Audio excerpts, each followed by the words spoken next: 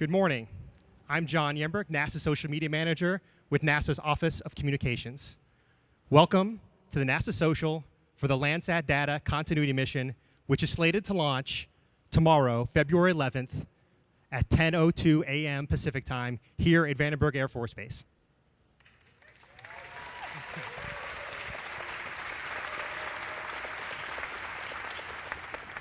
Landsat is an Earth-observing satellite, and it's been around for about 40 years. We're going to be hearing a lot about the details of that mission and what's to come. This is our 56th NASA Social we've held at the agency, 56 of these events in about 4 years. And when we started these events back 4 years ago, they were tweet-ups, and we didn't really know exactly what they were. Our goal was, hey, we invite some folks out there on Twitter. They come out and they tell their friends and their followers on Twitter what they're doing, go behind the scenes, get some special access, and then we'll actually be able to communicate our message directly out to the public. See things that the rest of the world kind of doesn't see, kind of go out to launch pads, meet astronauts and scientists and engineers. But one thing that we didn't anticipate was, from these events, is we get this community of people. And for those of you who are first-time NASA Social followers, NASA Social attendees, what you're going to learn is when you see all this stuff and you meet other space geeks and space fans, you're going to be actually more enthusiastic. And so for those watching at home that are interested, a NASA Social is basically an in-person event where we take the online experience and bring it offline. So you kind of learn about what's happening at NASA, and then you can communicate it out to your friends and followers on Google+, Facebook, and NASA Twitter account. So basically, we do this because we think one of the best ways to connect with the people the best way to connect and tell our story is to talk directly to the people. And one of the things that's great is most people who go to these social events, afterward, they continue talking about NASA. So 56 of these, and there's many more to come. The next one is on February 20th. That'll be at NASA headquarters in Washington, where we're going to be actually talking directly to the space station and learning about space station science. And then on February 22nd, we're doing something unique, our first Google+ Hangout with the International Space Station. So anyone from around the world can actually ask a question directly to space. And as far as I know, that's never, ever happened before. So what these things in social media allows us to do, it gives us a channel to open us up, open our doors as a federal agency, and invite the public in. And it's been quite successful so far. For those watching at home that have a question while learning about Landsat today, you can ask a question on Twitter or Google+ using the hashtag #AskNASA. And we'll be monitoring those throughout the day, and we'll be taking questions during our Q&A section. Also, if you're watching at home, the hashtags this event are #Landsat and #NASA Social. Let's roll an introductory video, and then we'll get started.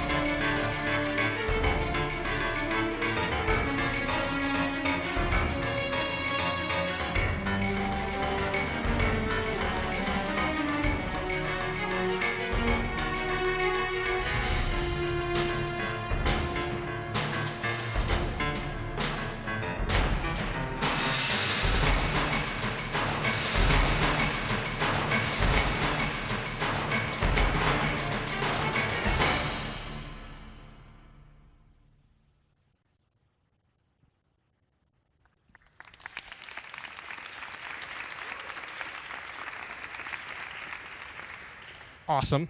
Let me introduce our first speakers here today. Jim Irons is the LDCM, the Landsat project scientist, and Tom Levlin works for the U.S. Geological Survey, and he's a senior scientist there. Gentlemen. Good morning. Wow, what a great group. I can't believe you all came out here through the travel problems that we've had this week with the storm in the Northeast. So welcome to Vandenberg Air Force Base. As I was introduced, my name's Jim Irons. I work for NASA at the Goddard Space Flight Center in Greenbelt, Maryland. My job title is Project Scientist for the LDCM. As you should know, I hope by now, probably know that the Landsat Data Continuity Mission and the Landsat program in general is managed under a joint agency partnership between NASA and the U.S. Geological Survey, USGS, within the Department of Interior. I'm here today with my colleague, good friend, and counterpart from the U.S. Geological Survey, Tom Loveland. You want to introduce yourself, Tom? Yeah, I'm with the U.S. Geological Survey's Earth Resources Observation and Science Center in Sioux Falls, South Dakota. With Jim, for the last 6-7 years, we have chaired something called the Landsat Science Team, which is a collection of scientists and engineers from the United States and around the world that has contributed to the planning for the Landsat Data Continuity Mission. Thank you. As project scientist, the party line is that my job description is that I'm here to ensure the scientific integrity of the mission. Part of that job is communications, ensuring that the public and scientists around the world understand why we're doing these missions, the importance of this mission. So I'm really glad to see you here and have this opportunity to talk briefly about that. Monday's launch will will be the most important event in my career, and I'm old, so it's been a long career. But I've been working on this mission for almost half of my career. It's going to be exciting. It's going to be heart-stopping. I'm nervous.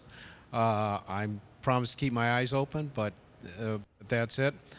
And I hope you all enjoy the launch. And I hope you are here for more than the launch. I hope you are here to learn why we are launching the 8th Landsat satellite in a series of satellites that began 40 years ago with the launch of Landsat 1. All of the missions have been devoted to collecting global observations of the global land surface. Landsat Data Continuity Mission continues that tradition. The reason we make these measurements is to benefit society.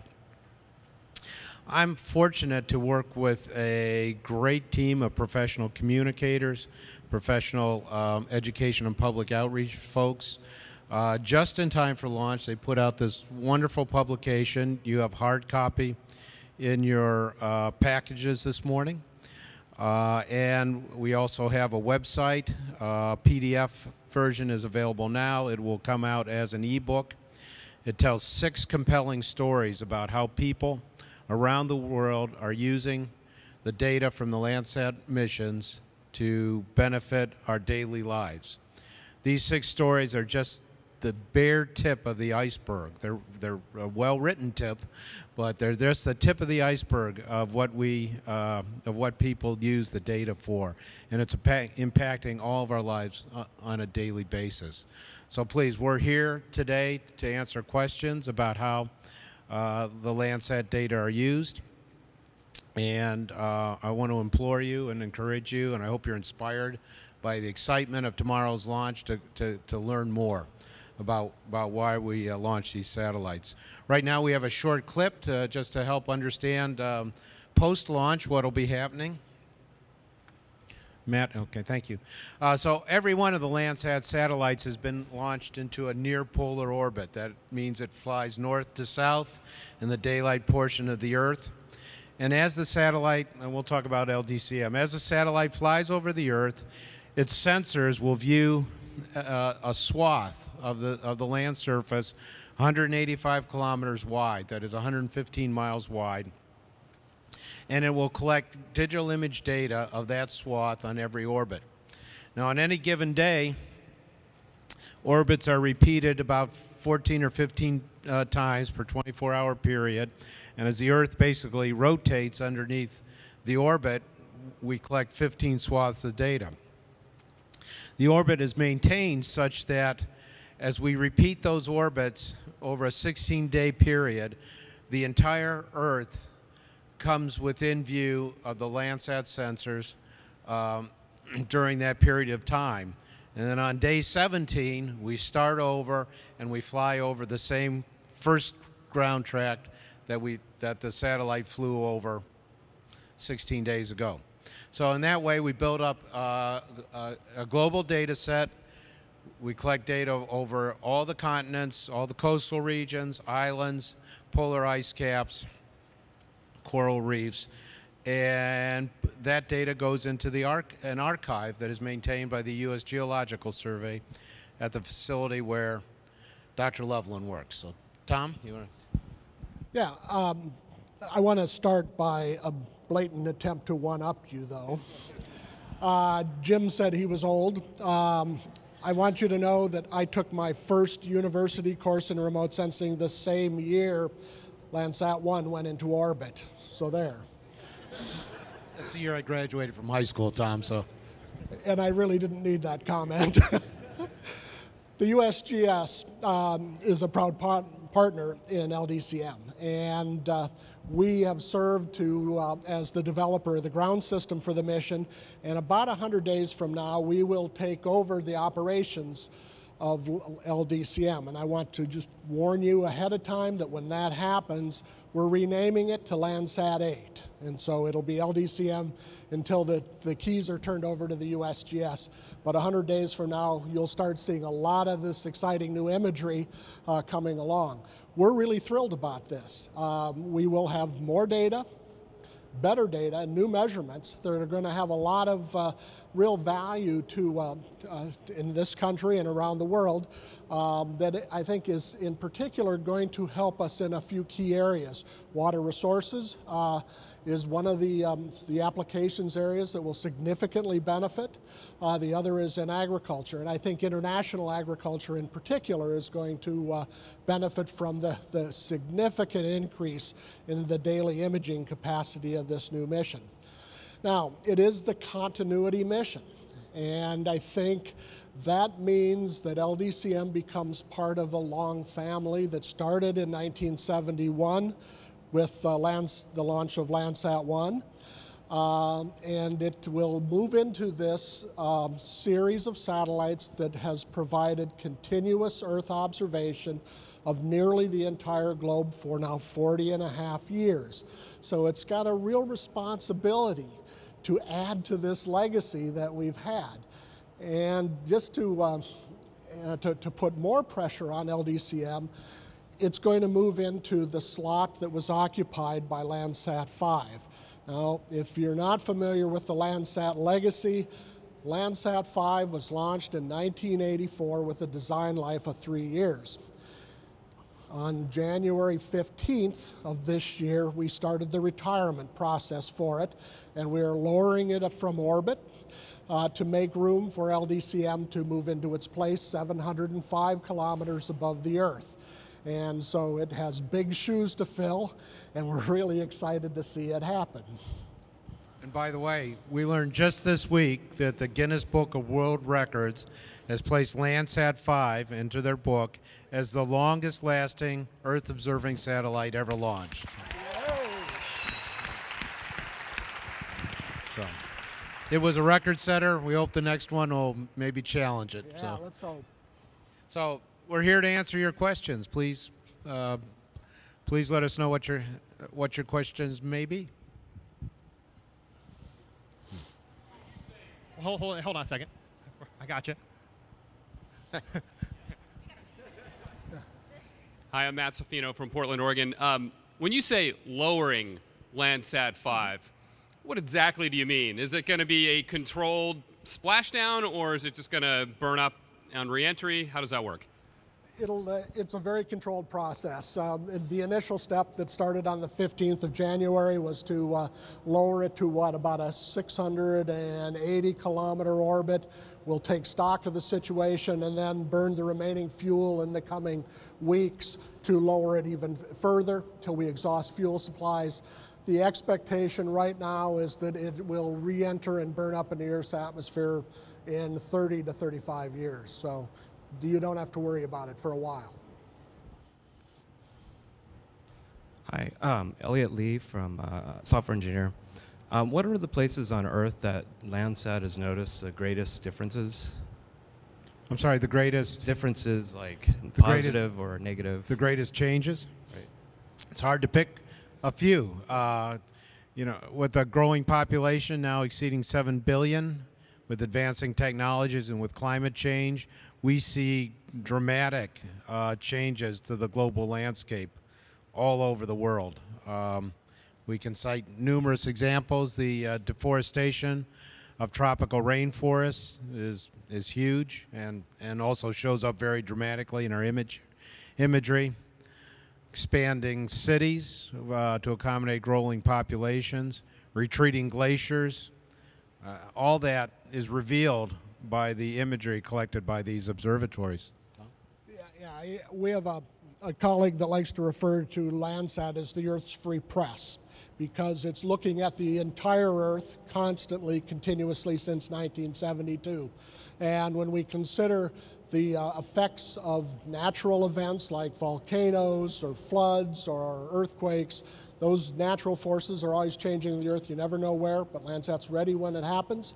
The other thing is, as Jim mentioned, with 7 billion people on this planet, we're rearranging the deck constantly, and that's probably one of the most important parts of Landsat, is that it documents the rates of change, helps us understand the causes, and ultimately the consequences. Hi. Hello? Hi, my name's Jerry Wittig. I'm from San Jose, California. And I watched the science briefing on NASA TV on Friday, and during that briefing they mentioned that the data was released to the public in 2007-2008 timeframe. So now we have things like Google Earth using. So I'm curious, you're speaking that the resolution, the signal to noise ratio is going to get better. So in terms of the quality of data, is there a difference between what is used by government usage and what's released to the public, or is it the same resolution? No difference. You have access to the same data as everybody else, and you have access for free and open access to the whole archive. Thanks to the U.S. Geological Survey.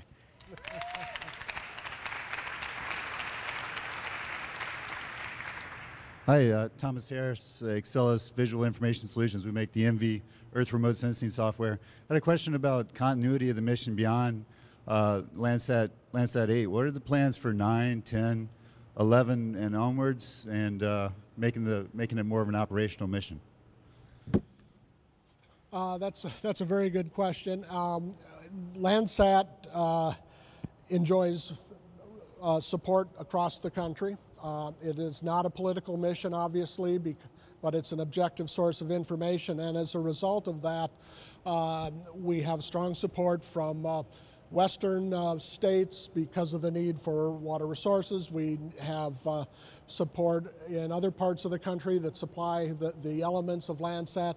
Landsat's not a political issue, it's a budget process. And we don't have an answer today, but I can tell you that the administration is quite focused on the future of Landsat, and we're hoping to hear in the next few months where we're going to go.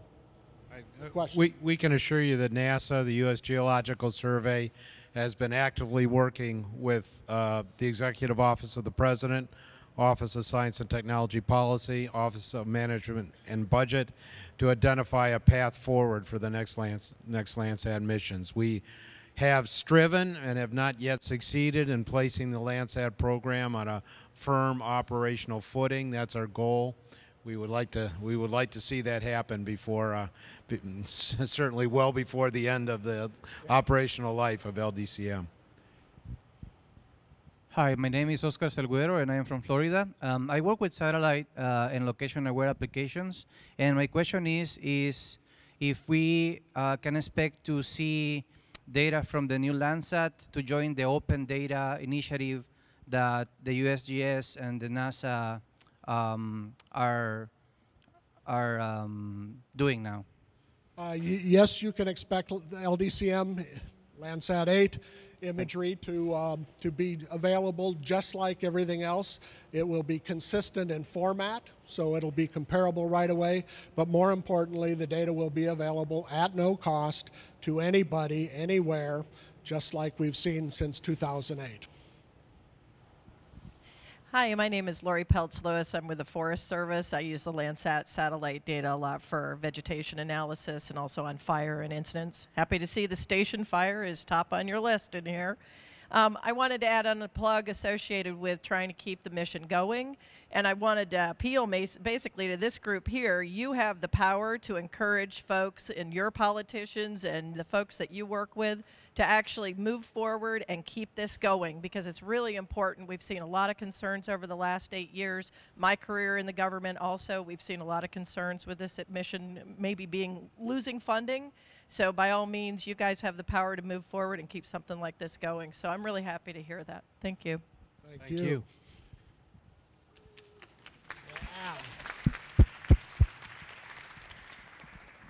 Hi, my name is Lisa Natalie Anjosian, and I'm from rainy Vancouver, Washington. And I have a huge interest in water management. And Jim, I would like to know if you can talk about the importance of the TIERS instrument and how the thermal bands will help water managers. Yeah, the TIERS instrument is critical. So on Landsat data continuity mission, there are 2 sensors. One is called the operational land imager. It will collect data in the visible, near-infrared, and shortwave infrared portions of the spectrum. The second instrument is called the thermal infrared sensor, or TIERS. It will collect data for 2 thermal spectral bands, which measures light emitted from the surface of the Earth as a function of temperature.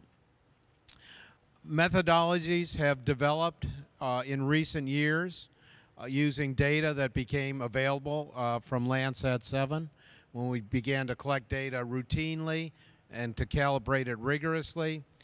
Methodologies were developed using an approach called the energy balance approach to determine the rate of water consumption, the rate of evapotranspiration from vegetation canopies. And the data from both OLI and TIERS will be used in that methodology, but TIERS helps to measure the surface temperature. So when a vegetation canopy is evapotranspirating, which means it is just like us perspiring water, those vegetation canopies, water vapor, those vegetation canopies are cooled relative to areas that are not, don't have access to water. That measurement is part of the analyses that go into estimating the rate of water consumption, and that particular approach would not be possible without the thermal infrared imagery from the TIERS instrument.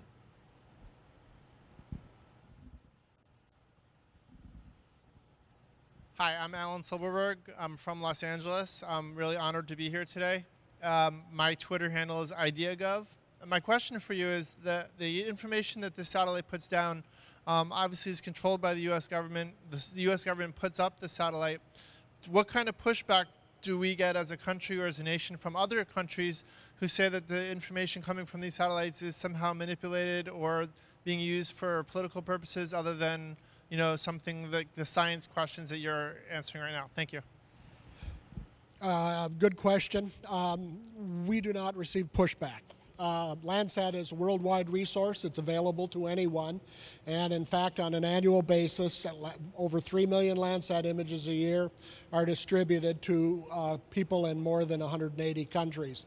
It's recognized as the gold standard because it is so well calibrated and described and not manipulated that it is considered to be the definitive long-term objective record of this country or any place in the world. So, good question. We have one more question. Hey, Jason McGraw from Washington, D.C. So you've mentioned that the data that the satellite collects is accessible to the public. Could you comment on the chain of custody on that data and how you store, manage, and then disseminate it to the public?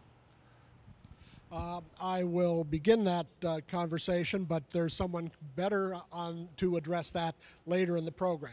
But the imagery that are acquired through our ground station or ground stations around the world are processed immediately upon reception. to a format that's orthorectified, meaning every pixel is in the right position of the Earth. It's calibrated so that the signal is in the same consistent framework, radiometric framework of all other images. And all of this is based upon well-defined, well-published, very peer-reviewed processes. And then the data go out on the internet where you can grab and download them. That's the simple answer. Well, and finally, there's no restrictions on sharing this data. So if you go into the archive and you download a scene, there's no copyright on it, no restrictions. You can share that data with whomever you would like. So it's free and open. And that's why people ask us how many people use Landsat data directly. We don't know. We know how many people take the data out of the USGS archive. Once it leaves the archive, we don't know where it goes from there. So we believe that it's disseminated almost like a Twitter account, disseminated by millions to a lot of people. We have time for just one more question. Hi, we have a question from Ask NASA, and this is coming from @GeogPhD. He or she would like to know, when building a satellite sensor, where does the bulk of the money go, and why not build 2 or 3 satellites at the same time? There you go, Jim.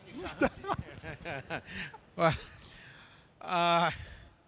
in general, most of our satellite instruments are procured through a competitive process. We put out a request for proposals where we specify the performance of the instrument. We receive proposals. We go through a very stringent, we call it source evaluation. It's a proposal assessment, and then make a selection. So for the instruments themselves, the most of the funding goes to the builder of the instrument. For example, the operational land imager on the LDCM mission was built by Ball Aerospace and Technology Corporation of Boulder, Colorado. Okay, that's all the time we have for questions. Thanks, Jim and Tom. We appreciate it. Thank you. Thank you. I'll just finish by saying it's an honor to have you all here to witness the launch. So thank you.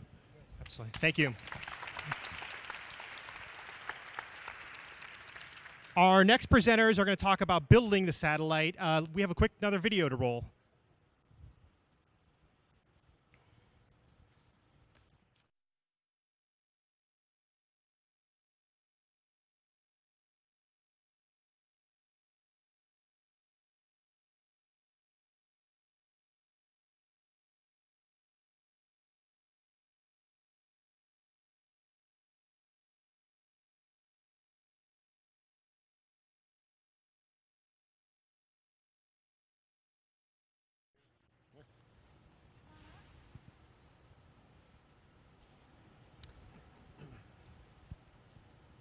It's my pleasure to welcome our next 3 presenters. We have Del Genstrom, NASA LDCM Project Deputy Project Manager. Right. We have Sarah Lipsey, the Ball Aerospace OLI Senior Systems Engineer, and Darren Iverson, the Orbital LDCM Program Manager. Thanks, gentlemen and ladies. All right. Well, thank you very much. I thought I might begin with just explaining a little bit about the background of LDCM. It's had a rather long and interesting history. It began actually back in 1999, not long after the launch of Landsat 7. And in fact, Jim Irons and Tom Loveland, who you just heard from, were involved from the science community back then. I didn't join the project until 2005. And so you might ask, well, gee, why did it take over 13 years to get this mission up on the pad? And what you have to recognize is there are an awful lot of stakeholders involved with these missions making decisions. And Congress is involved, the administration is involved, as Jim was saying, different agencies are involved, the user community gets involved, and so they all play a part in forming a mission like this. Now, when LDCM started, it was envisioned to be what became known as a data buy. And so the idea was the government wouldn't own the satellite. We would simply procure the data from a commercially owned satellite, and so that commercially owned, that company would be able to sell the data to whomever they want, as long as they sold the data to the government that we needed for the Landsat program. And that was back in the days when you had to pay for Landsat scenes. And So the project at the Goddard Space Flight Center and working with USGS, we started working down that path. And that went on for about 2-3 years until about 2003 or so. We had various studies going and some competitions. But in the end, it just wasn't a viable commercial market for doing a data buy approach. And so the agency and administration decided, okay, we're not going to pursue that anymore. So the stakeholders got together again at the administration and the agencies, and it was decided that we would build an OLI instrument and fly it on a weather satellite, the NPOS satellites that NOAA and the Air Force were building. And so we worked on that for a year and a half or so, and that wound up being difficult and challenging from both a technical perspective and a programmatic perspective. And so again, the stakeholders decided no, that isn't a fruitful path. And so it wasn't until late 2005 that we actually got direction to build a dedicated satellite for LDCM. And so that's a major change in course in a program. And then, so we awarded the contract for the OLI instrument to Ball Aerospace in 2007. And then about that time, the user community got involved, advocating strongly to put thermal imagery on the mission as well. And so our headquarters asked us to start looking at, hey, can you guys add a thermal instrument? And this was already kind of late in the development of the project, but we did our best. And in 2009, then, the TIRS instrument was officially added to the mission. And so you think about that, from 1999 to 2009, that's like 10 years of uncertainty of what constituted the LDCM mission. But it's not all that atypical for missions to go through a formulation period where you have to figure out exactly what this mission is going to entail and get all the stakeholders on board. Now, since that time, when TIRS was added late, it was added 2 years after we had already started building the OLI instrument, the TIRS development became basically an emergency build. We built it in-house at the Goddard Space Flight Center, and it was a major undertaking, and the team did a fantastic job to build an instrument in a little over 3 years, which is much shorter than it would typically take for an instrument of this complexity. And I think we have a little video of some of the TIRS development. Could we play that? Here we go. Here they're installing some parts of the focal plane. This is a cryogenically cooled focal plane, goes down to minus 385 degrees. And so it's a very delicate thing. And here they're moving the instrument on a crane in the clean room. You can see all the effort to keep everything perfectly clean. That's some thermal blanketing material that they use on the outside of instruments in the spacecraft to control the temperatures out in space. Then you'll see this big barn door here. This is the Earth shield. And this deploys about 3 weeks or so after launch. And there's a radiator. That whole area inside there radiates heat to space to reject heat from the instrument. And it needs to see cold space. Well, if it weren't for that Earth shield, that radiator would be looking at a very warm Earth, and that reduces the efficiency of the radiator. And so they have this large barn door Earth shield that we have to deploy after we're up on orbit. And so it's been a very challenging development. The team did a terrific job. Having that kind of emergency build, though, means you kind of do concurrent engineering. Means you're kind of making it up as you go along to some degree. And that drives the spacecraft crazy because the interfaces are changing. Oh, we're doing this, or we're doing that. What do you mean you're doing that? And so there was a lot of effort between all of us. And it affects the ground stations and the ground system as well, because the data formats may change and whatnot. And it can affect OLI as well, because TIRS and OLI are sitting right next to each other. And so when you make a change on TIRS, it may affect OLI. So it's been a very challenging and effort to coordinate, but it's been very successful too. So the LDCM has had an interesting history, but a very successful one. Thank you. I want to thank you all for coming out this morning. I know it was probably an early morning, and we really appreciate all the excitement that's in this room today. So my name is Sarah Lipsey again, and I am a systems engineer at Ball Aerospace in Boulder, Colorado. I want to encourage you to look for this flyer in your NASA bag that you received this morning. Hopefully you all have one of these handouts. There's a series of pictures in this handout, how we built the OLI in Boulder, Colorado at Ball Aerospace. And I'm not going to have time here to go through all the pictures, but I wanted to go through a few highlights of when we were building and designing, building, calibrating, and testing the sensor.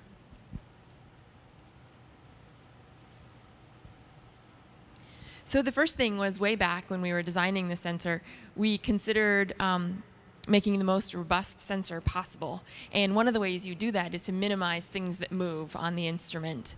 And so for the OLI, we designed it with only 2 moving parts.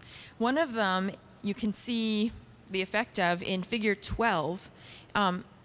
Those 2 sort of silver shiny things above the technician's head, on the other side of those are solar diffusers. And there's a wheel that moves those diffusers in and out. And the second thing that moves is a shutter that sees the Earth and can be closed. Those are the only 2 things on the OLI that move. On previous Landsat missions, there have been various kinds of scan mirrors and things, and the way we got around needing to do any kind of movement there was to have the focal plane, the detector array that you see in picture 4. This actually has 14 detectors, so this is enormous. You can see that's a person there handling it. It's quite large. And each of those detectors has the 9 bands that the OLI sees. You can see sort of the colors in the butcher block filter on top there. So the second thing I want to highlight when we built the OLI at Ball was the sensitivity and the requirements for testing such a sensitive instrument.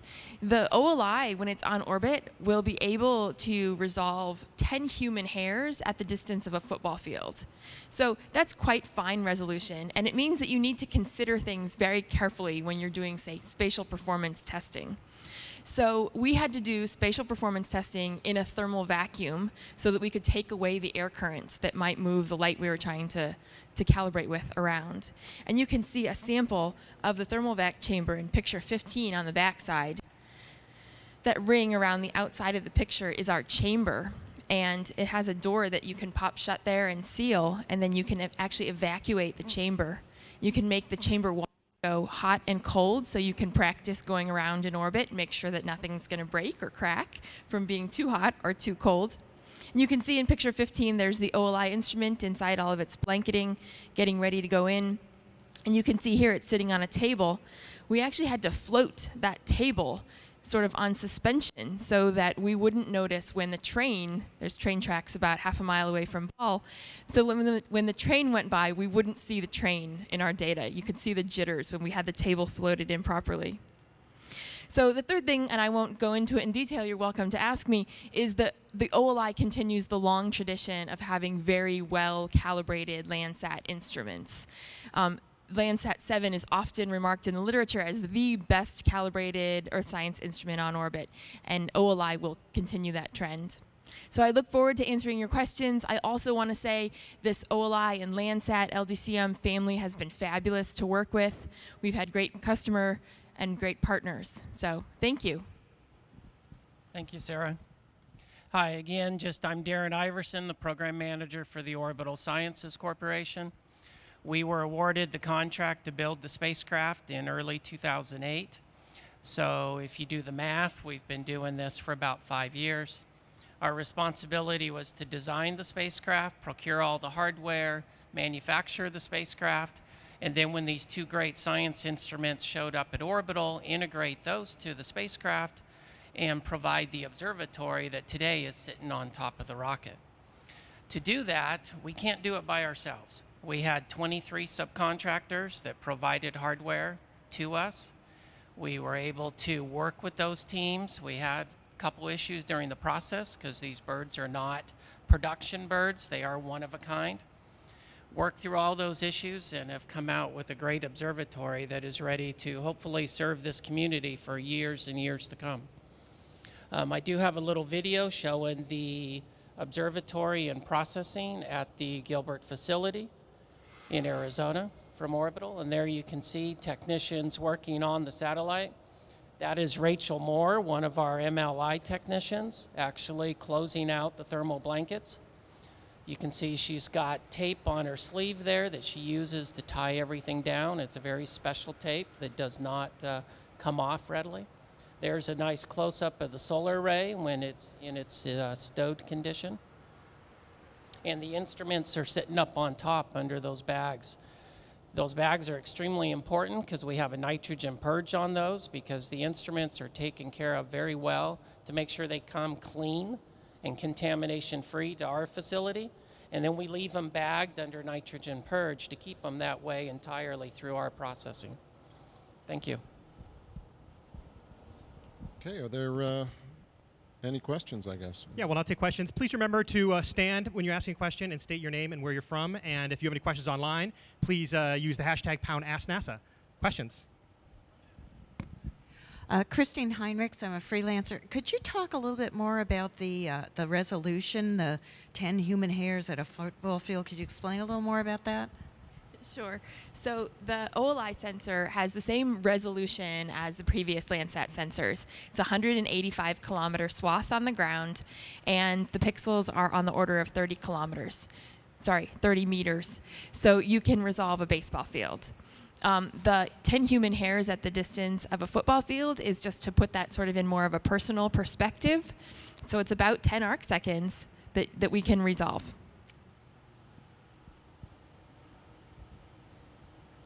And we have a question from Ask NASA.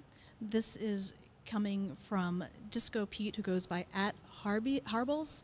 His question is about the observatory. Why one big solar array on one side instead of two solar arrays on either side? As you can see, if you look at pictures of all the Landsat satellites, they've always had a single solar array.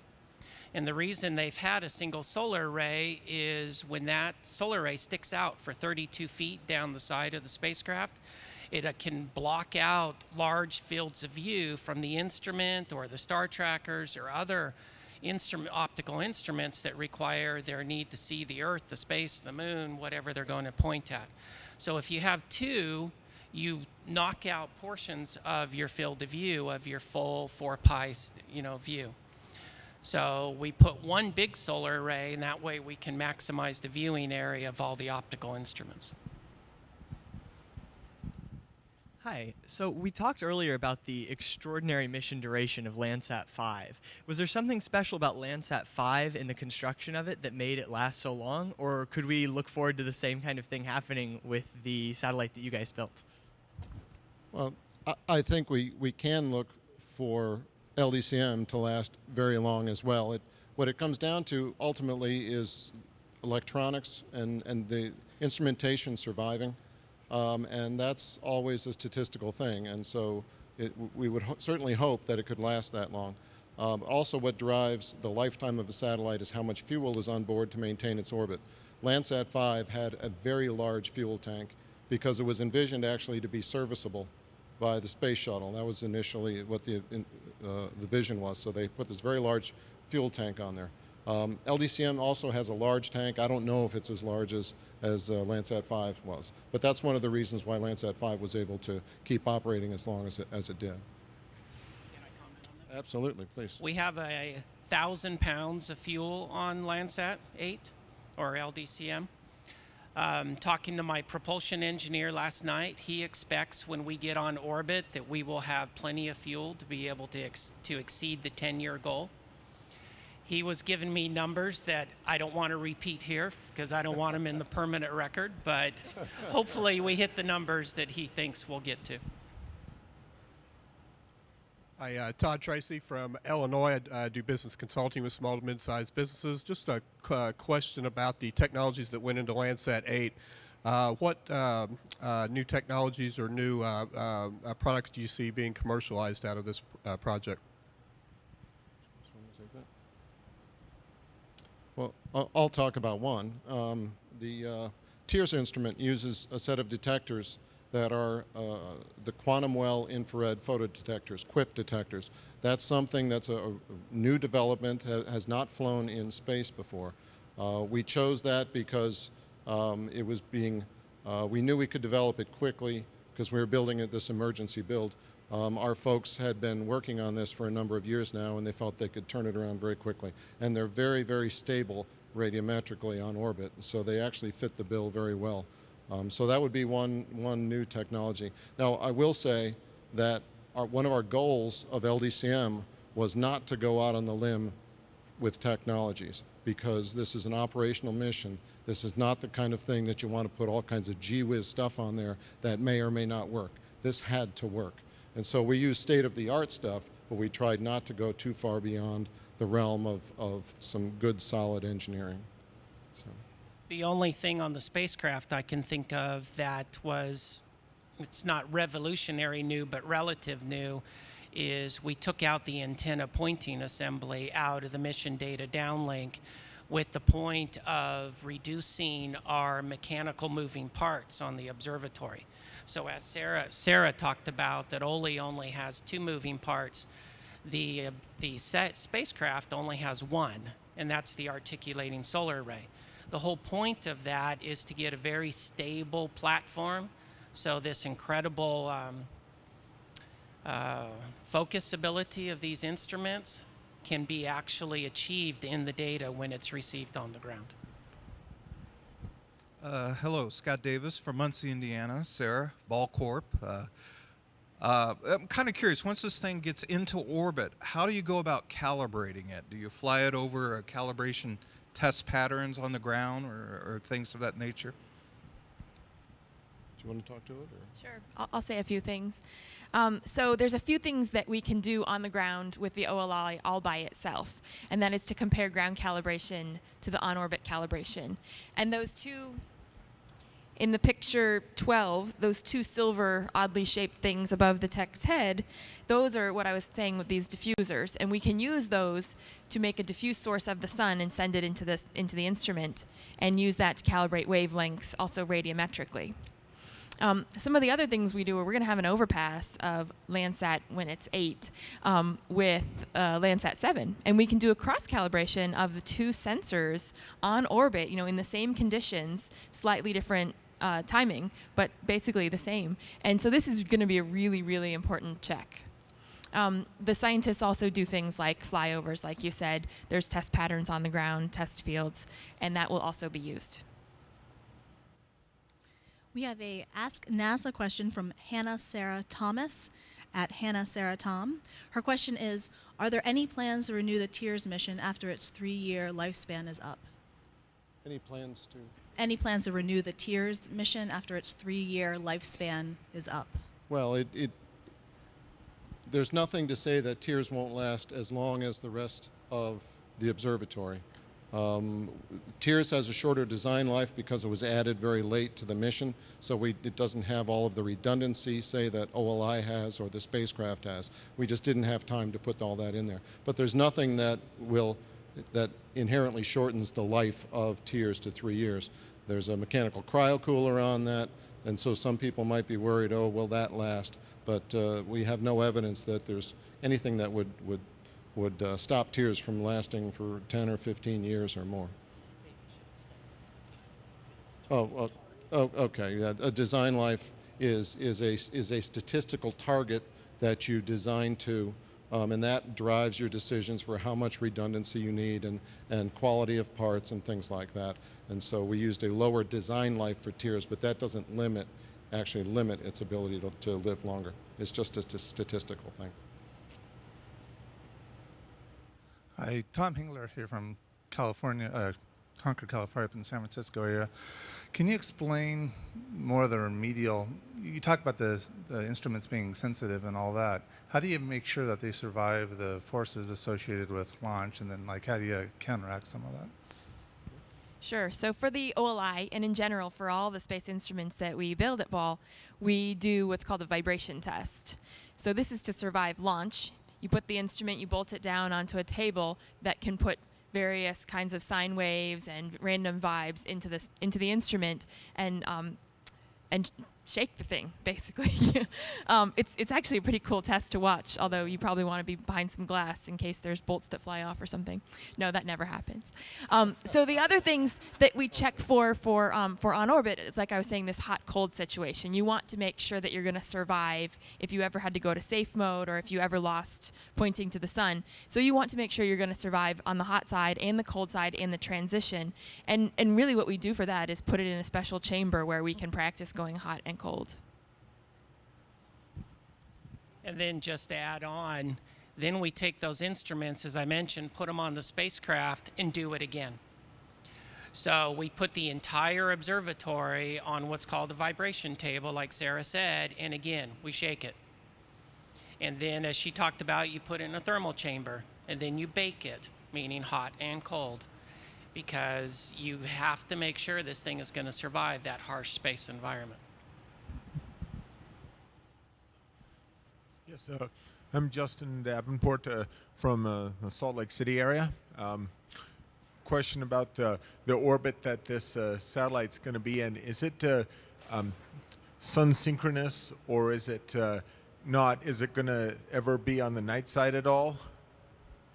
Yes, it's sun synchronous. It's a polar orbit, right? So it's going basically over the north and south poles. And so it will be on its downward pass on the sunny side of the Earth, and then it will come up, if you think of north as up, I guess in space there is no up, right?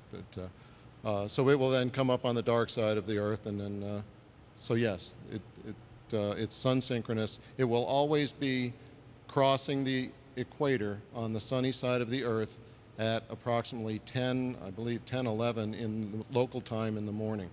And so that's the goal, so that you have consistent sun angles. All of the Landsat satellites have, I think all of them, have been in that orbit, and that gives consistent sun angles, and that affects the science data quality. Okay. Hi, Matt Sofino, KGW TV, Portland, Oregon. You mentioned the fuel source. I'm wondering what that is, and then what does that power versus what the solar panel powers? The fuel is what's called hydrazine.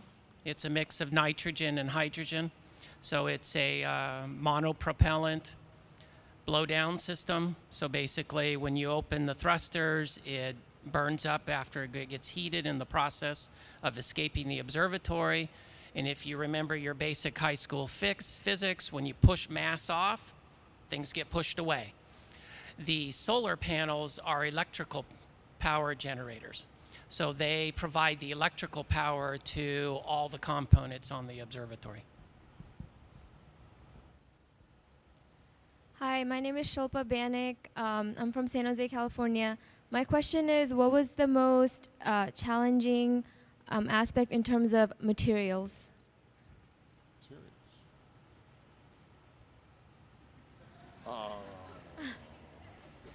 Specifically, materials. I have a chemistry material science background, so I was just wondering what was the math sci challenges? So I would say the most challenging thing in building spacecraft is lightweighting. You want to put something up that's really light so you're not wasting energy on the launch. And if you look at the picture, say number 5, which is labeled optics bench in our handout, you can see the structure of the OLI there, and that's all made out of this sort of composite carbon that's squished together. And I should put a plug, we'll have a booth tomorrow at the launch site where you guys will all be, and we'll have some more material there. And I think we have some, do we have some of this sample? Yeah, of some of the structure that you can play with, and you can try to squeeze it and break it. It's pretty tough, but it's very, very light, and so I would say that's sort of the most challenging thing. Well, another aspect of that, in addition to being lightweight, it's also very thermally stable. One of the challenges on this mission is to have this, I don't know if you can see the pictures of the spacecraft, there's an instrument deck that the instruments sit on. That's also a composite material, because composite materials don't shrink and grow very much with change in temperature, because the attitude control system, the star trackers and the gyros are all mounted to that deck. It's very stable. The instruments are are a composite structure. They're very stable, so that way when you think you're pointing the spacecraft someplace, you're actually pointing the bore sites of the instruments where you want to point them. So that's a big materials effort there to manage the thermal coefficients of expansion and whatnot. Okay, we have a Ask NASA question from Karen Corrigan at AK Web Guru. She wants to know if the satellite will be able to be refueled by using the new robotic fueling program in development. Unfortunately, we did not incorporate that into our design. It wasn't really viewed as viable for our mission and for the schedule and the timeline we were on. If you recall that Landsat 5 and 7 have been up there quite a long time, so the goal was not for us to get too fancy, but to make sure we stick to our build schedule so we can get up there before there was any inadvertent issues with losing 5 or 7 and then having a break in data from this whole 40-year collection. So the goal was to follow the aerospace mantra of KISS, which is keep it simple, stupid, and make sure it gets there on time and works. Okay, we have time for just one more question. Hi, Max Clark from Los Angeles. So 2 questions. What's the electrical load or draw of the platform and the instruments? And can you talk about the increase in resolution from Landsat 7 to Landsat 8? I'm assuming new technology has new imaging. The electrical draw of the observatory is on the order of 1,300 watts. 1,350, I think, is the average draw of the observatory. Now, the solar array has a much higher capacity. It's about 4 kilowatts or so at the beginning of life. But that's when the solar array would be directly facing the sun. Remember, we're at this 10 a.m. crossing time, which means the solar array is angled away from the sun somewhat. And you also have to allow for degradation of the solar array over the many years. And so, but the average draw of the spacecraft is about 1,350 watts. Did you want to talk about resolution at all? Sure, that's an easy one. It's the same. That's right. Landsat 7 also has a pixel size of about 30 meters. The addition, the new thing on the LDCM OLI is that we have what are called panchromatic pixels. So they see a really broad band, band pass in the visible that's 15 kilometers. So you'll be able to see half size. Sorry, I keep saying kilometers, thank you. Yes, 15 meters, and the nominal pixel size is 30 meters. Now the TIRS instrument will have approximately 100-meter resolution for the thermal imagery. Some of the earlier Landsats have had about 60-meter resolution for the thermal imagery, but there were various technical reasons, again, needing to build it quickly, that we compromised a bit and increased the pixel size a little bit on the thermal imagery. But it still meets the needs of the science community. Okay, Darren, Del, Sarah, thank you very much. Appreciate having you out here. Thank you. Thank you. Our next subject is on the launch itself and giving some details. Let's roll the next video. Roger, T0 set for 2132 Zulu. Launch enabled. Launch director. Launch director is go. Proceeding with the count. T-minus 5, 4, 3, 2, 1, and liftoff.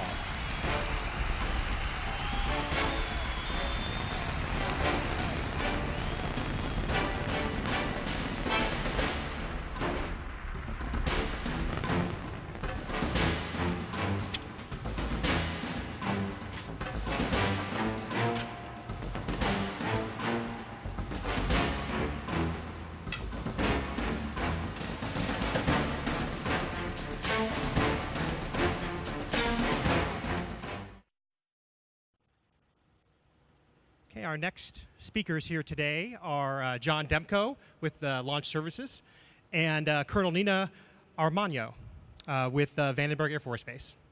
Thank you. Good morning, everyone. I am Colonel Nina Armagno, the commander of Vandenberg Air Force Base and the 30th Space Wing. And I would like to thank NASA for giving us this opportunity, giving me this opportunity to tell you what the men and women of Vandenberg do on a daily basis. We are so excited to be part of this mission. We have great mission partners like NASA, ULA, the United Launch Alliance, and many others who we work with and partner with throughout the year. But for this launch mission, LDCM, we are especially proud to be part of it. So here at Vandenberg, we basically launch rockets for our country. Pretty wonderful and humbling job that we do. We truly provide access to and from space.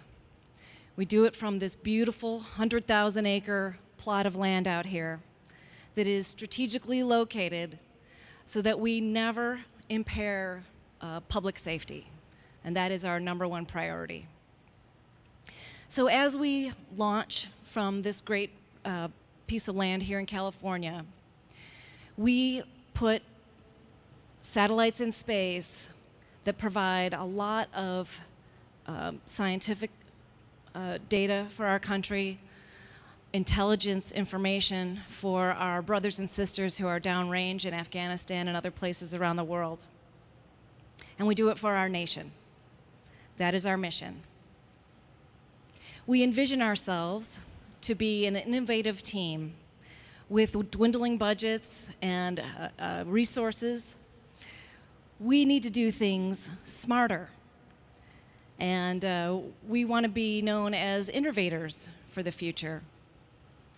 We'd like to create a spaceport out here at Vandenberg, and we're well on our way to do that. Last year we had 5 launches and 1 landing of the X-37 spaceplane. And so when you have objects going to and from space at a port or one location, we're calling that a spaceport, just like our sister wing on the East Coast at Cape Canaveral. So we're very, very proud to be doing this for our nation. So we have 3 priorities here at Vandenberg. Mission is #1, and that requires training, that requires certification, and that requires 100% focus on safety and security. In this business, there's no room for error, there's no room for compromise. We have to have mission focus on every launch. Our second priority is smart operations. Like I mentioned with budgets, and if you listen to the news, of course, sequestration is on everybody's mind. But we just know that our whole country has been dealing with an economic crisis, and so we know we need to be more efficient. Not do more with less, but do what we can with less and be smart about what we do. Bring technology, more technology, into what we do every day.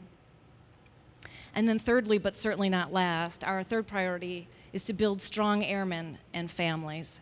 Because no matter what mission is put before us, we can't do anything without the men and women behind it.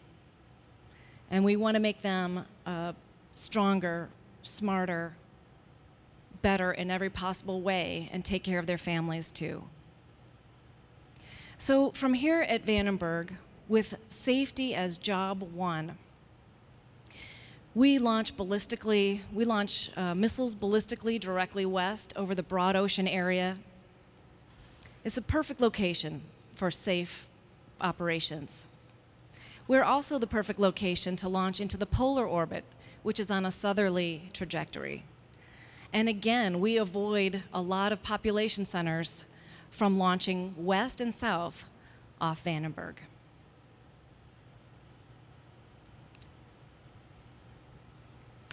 I also am the Launch Decision Authority. And as that, I give the final clear to launch on day of launch. So tomorrow, I'll arrive on console about almost 4 hours before T0. And at that time, I'm listening to about 50 different channels with conversations going on, all these different channels. And I'm in an ops control center, the Western Range Operations Control Center, to be specific. And this launch team is tremendous. I mean, it's not just Air Force, but there are many Air Force folks out there. I'm listening to NASA engineers, and I'm listening to United Launch Alliance vehicle engineers. And we step through very deliberately and precisely what I call a script, but it is a mission plan that takes you all the way down to the last second of the count. And all along the way, we have weather checks. The vehicle has like cryogenic and fuel loading points. And all along the way, we're listening for to make sure that we're making every step and every gate that we need to along the way.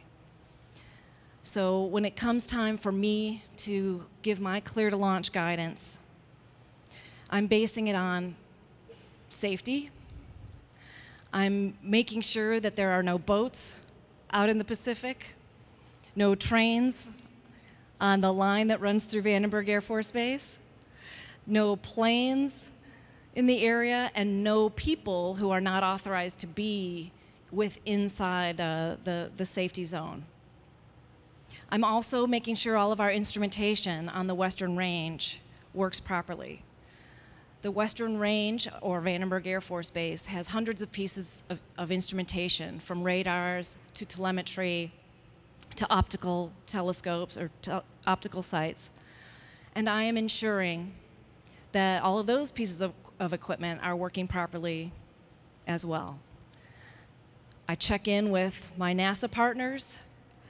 I check in with ULA, the launch vehicle, and if everybody is go, then I give my clear to launch. And so if you're monitoring on Countdown Net 1 tomorrow, Channel 1, you'll hear that. You'll hear a lot of go, go, go along the way, but you'll hear a clear to launch from me about, if everything's going great, about 12 minutes out. And I'm really excited to be part of this mission. It, in many ways, was a childhood dream to be part of, to be part of NASA, to truly be part of NASA. And the Air Force has been a tremendous way for me to realize a lot of that dream, just personally, as we work, hand in hand, side by side, on a daily basis, but also for such an extraordinary event as will be tomorrow for LDCM. John. Good morning, NASA fans, and welcome to my home. Again, my name is John Demko. I'm the resident manager here of the NASA office on Vandenberg Air Force Base. And to tell you a little bit about my role, I really need to start with the Launch Services Program, known as LSP. The Launch Services Program is headquartered in Kennedy Space Center, Florida. It's 500 people strong, both government and contractor. And back in many moons ago, when the smart folks at NASA decided to do an 8th Landsat mission, after they decided that Goddard Space Flight Center would manage that mission, they said, Launch Services Program will buy the ride for us. And so that's really our first role, is to procure the launch service. And we did that about 3 years ago or so in a competitive nature, and awarded that contract to United Launch Alliance and their Atlas V rocket. And so once that part is done, then we need to bring the rocket folks and the spacecraft folks together and integrate them, because it's more than just putting the spacecraft on the rocket and letting it go. The spacecraft folks are really good at building their spacecraft, and you've heard from them, and they like to do that, and they're very good at it, building and operating. And the launch vehicle folks really like to do their job. They're really proud of building that rocket and launching that rocket and making it a successful mission. But bringing those two folks together is a bit of a challenge, and so the Launch Services Program is the integrator that kind of brings those two families of people together to make for a successful mission. And so after that award is made to the launch service provider, we start a long series of meetings that progress over a couple of years, 2 to 3 years, and we work on all those mission integration things that you need for mission success. How to put the rocket and the spacecraft together thermally and vibrationally, electrically and mechanically, planning the launch campaign, planning the launch operation itself that leads to T0. And so that proceeds over, like I said, a couple-year period of time. And then about 2 to 3 months prior to the launch, the piece parts are in place, the plan is in place, the procedures are in place, and we've brought our 30th Space Wing partner in along the way because of their role in protecting public safety, ensuring mission success, and making sure that everything is conducted safely here on Vandenberg Air Force Base. So those teams have come together over that couple of years, and now we're ready to deliver hardware to the launch site. The rocket comes via transport aircraft and lands out here on the Vandenberg flight line, is hauled to its location to be processed and then erected on the launch site. The spacecraft was trucked from Arizona, and many of you saw the shipping container that's in the high bay here. It was trucked in, like I said, 2 to 3 months before launch.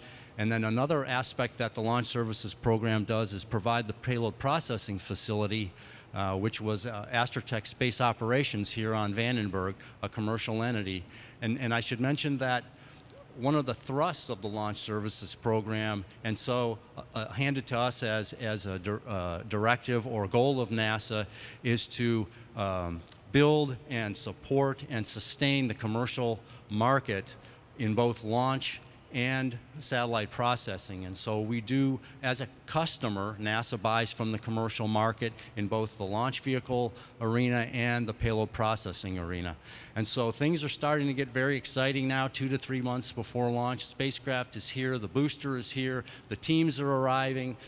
We're getting folks on base with the help of our partner here, the 30th Space Wing, and so they start this final checkout activity, final testing, loading the spacecraft with fuel, erecting the rocket, testing the rocket, and then about a month or so before launch, we put the satellite on top of the rocket, do interface testing, do countdown rehearsal, and we make sure that the team is completely satisfied with the work that they have done, with the state of the flight hardware, the state of the planning and the procedures. Very shortly before launch, we have our first of the last 2 final reviews, the flight readiness review, where all of our mission partners come together. You've heard from the spacecraft and their contractors. You're hearing from me, and we bring ULA to the table, the 30th Space Wing and their team, and everyone assembles for a flight readiness review to make sure that we are indeed as close to launch as we think we are. And so we do a comprehensive review, and we usually come up with a few items that still need a little bit more work. The team goes away and works on those items. And while they're doing that, we run a mission dress rehearsal that involves everyone on the consoles in their operational location, that just like it will be on launch day. Launch vehicle, spacecraft, range, downrange. We conduct that mission dress rehearsal to make sure everyone is comfortable with their role on launch day. We assemble one more time, and we bring in the grayest of beards to make sure that we're all headed in the right direction. And so we assemble and meet for one more chance to make sure everyone, and absolutely everyone, is go for launch. We conducted that meeting, finally, the very last part of it, just yesterday, in a reconvene to close just a couple of items. And so yesterday afternoon, after about a half-hour meeting of talking through the final issues, we determined that we were indeed good to go, and everyone is go for launch. The weather's go for launch. It should be a great show. I'm glad you guys are all here and very excited to see the launch. It should be a really good show.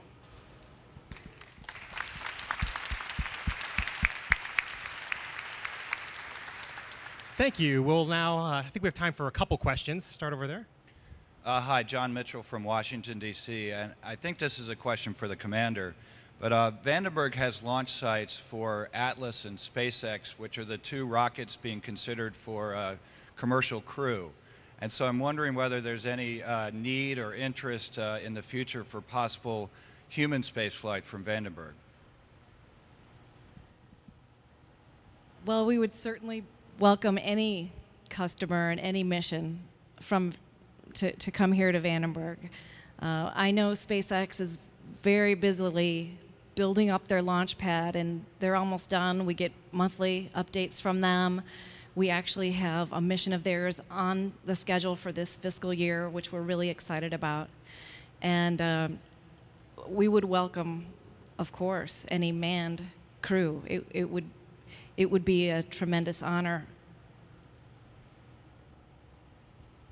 Hello, my name is Matt Matias from Irvine, California. And clearly there are many details that go into making a launch succeed and successful. What are some of the most common reasons why you would not give the approval to actually launch?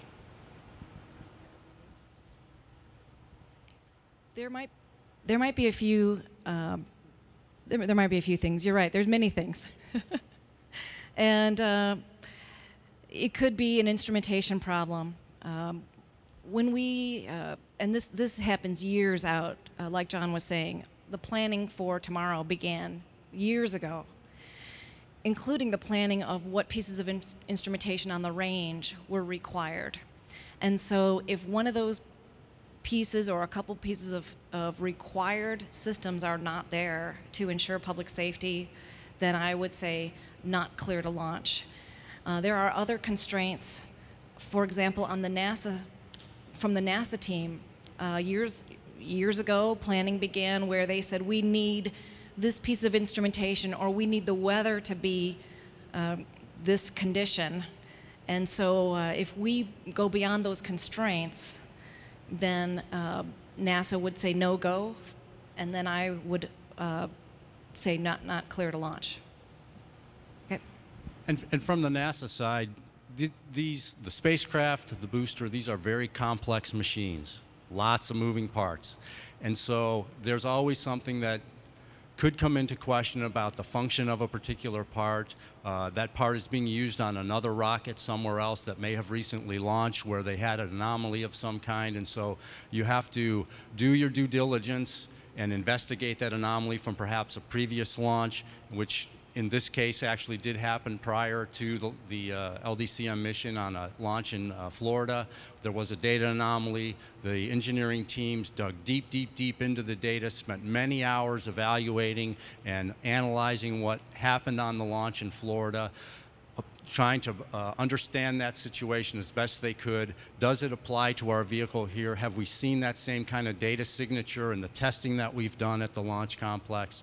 No, we're not. We're very confident that the system that we have on this rocket that is similar to what we had the data anomaly on in Florida is not going to produce that same anomaly, or we very deeply understand what's going to happen and we're still good to go.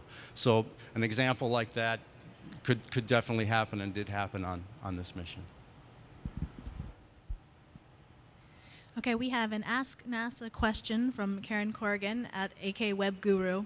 She wants to know that among the West launch facilities, how Vandenberg is selected. She writes, being from Alaska, I'm curious why the Kodiak launch facility wasn't used for this polar orbit launch. Is the facility too far away? So NASA has launched a mission from the Kodiak facility, but the capability of the Kodiak facility is not the lift capability of the booster that we're using for this mission. The Atlas V rocket is considered a medium class rocket. The boost capability necessary for that launch available here at Vandenberg is not yet available at the Kodiak site. We have launched on a smaller class rocket, and so when it makes sense to do that, we do make that part of our plan. It is a competitive nature, the award of the launch service contract, so it's incumbent upon those that provide those services to make a good pitch, you might say, or proposal to the launch services program that launching on their booster from the Kodiak site is the best, most efficient, most value-added decision for NASA to make. And so in this case, you know, when we took in all those factors of capability and cost and orbit, et cetera, the Atlas V rocket from Vandenberg Air Force Base was the best decision for NASA to make. We have time for one more question back here in the back. Good morning. My name is John Tullock from Oakland, California. A question for you, Colonel.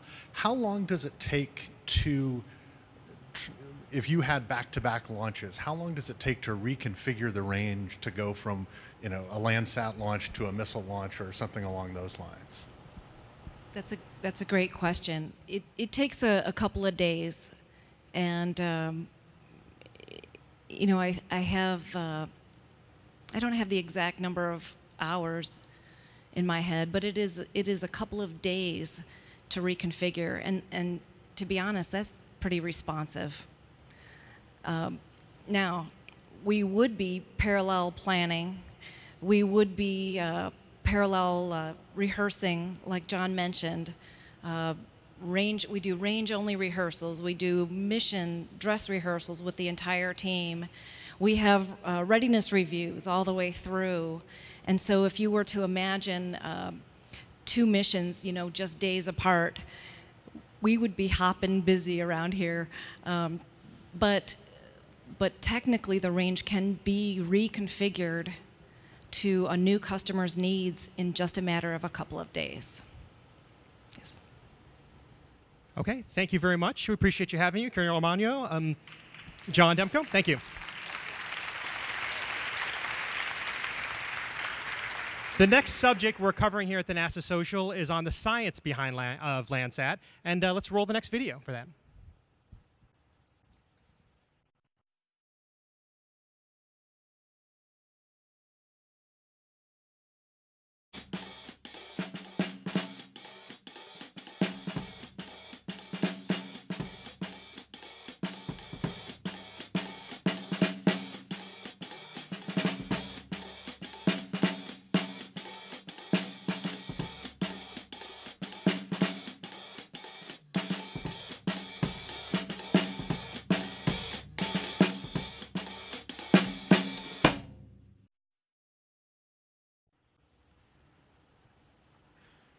Okay, our next speakers here are Christy Klein with USGS Landsat Project Manager, Cass Green, the Landsat Advisory Group Chair, and Mike Walder, the Natural Resources Canada Senior Research Specialist, or Scientist, excuse me. Thank you.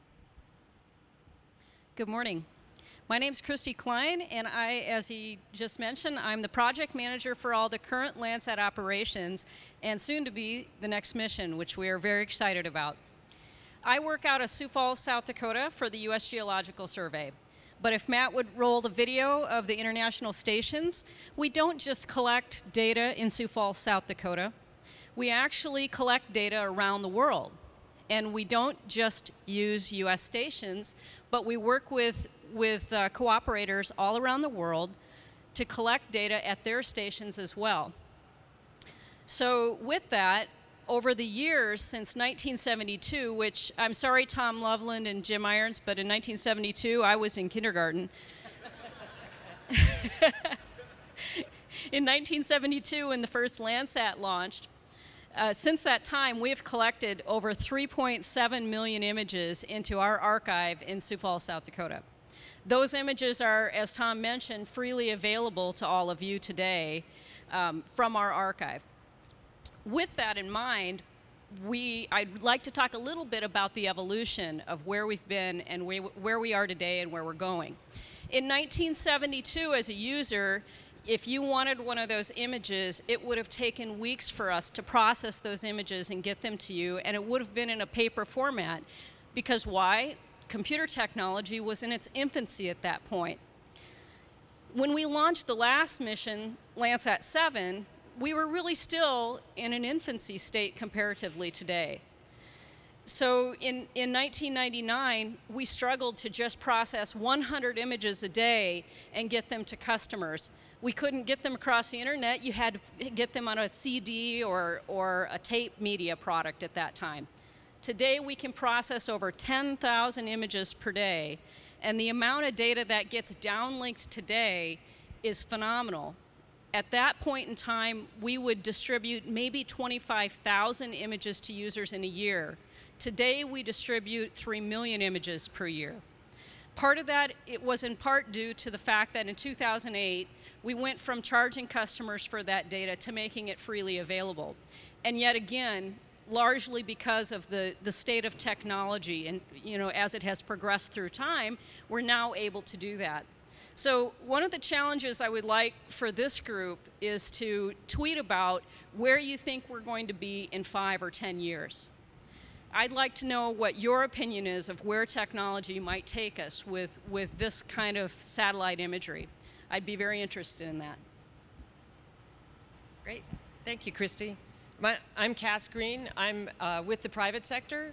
I have built one corporation and have another corporation based primarily on using Landsat data. So I'm going to talk to you today about the uses of Landsat data and how people use this incredible imagery. Most of the users are governmental. They are from all different spheres, but protecting our environmental security, our homeland security, and our food security. Those are three of the biggest areas. When we talk about environmental security, we have the state of California uses Landsat imagery to monitor land cover over time. The state of Idaho and several other western states use Landsat data to monitor water use over time. When we talk about food security, the Department of Agriculture uses Landsat data to both monitor food production in the United States, but also to monitor food production globally, so that farmers in the United States understand where they play, their role that their crops play in the whole global supply. The USAID Famine Early Warning System incorporates Landsat data as one of their resources to monitor famine worldwide. And then to help us plan for natural disasters, so we have Homeland Security. FEMA has a flood mitigation mapping program where they use Landsat data, and USGS creates a great product called Landfire, which maps the risk of wildfires, something really important to Californians, but anybody in the West and any fire-prone area. It maps fire risk throughout the United States. So the government uses from local governments, state, federal, are really, really strong, and they are the reason the government launches satellite data and launches Landsat and keeps and maintaining Landsat data. But one thing that's been wonderful about the free and open access is that the private sector has come up with all kinds of innovative uses of Landsat also. So if you are using Google Earth and you're at a regional level, you're looking at Landsat data. If you're looking at a state, you're looking at Landsat data. Google's one of the I've heard tell that they took a whole semi and backed it up to USGS and came out with the entire archive of Landsat data. They're one of the biggest users. There are other companies that make products, that mine the data, that sell it to the private sector, also sell it to the government. And then one of my favorite uses is a change detection site that was developed by ESRI. And we're going to show you some of the sites, some of the comparisons. And Matt, if you have the Grand Canyon, and we could look at that. So this is a comparison. This is a site that's free to anybody in the world, and you can go do change detection anywhere in the world. So it's a really cool site. It uses Landsat data. So this is the Outlook fire that happened in 1990. I think it was somewhere in the 1990s on the north rim of the Grand Canyon. And on the I've got to turn myself around. Okay, on your left, on my left, yeah, too, is before the fire, and then we've got an image, the next image is after the fire, and then the third image all the way on the right is the difference of those two images. We just put the two images together, subtracted one from the other, and you can see in bright pink the extent of the Outlook fire. It was a very explosive fire in the Grand Canyon. I don't know if you guys know this, but the North Rim has more lightning strikes than anywhere else in the United States. There's a lot of fire there. So Landsat data can be used by the Park Service to help pinpoint exactly where the fire burned, the intensity of the fire, and how they can then regenerate the forest post-fire.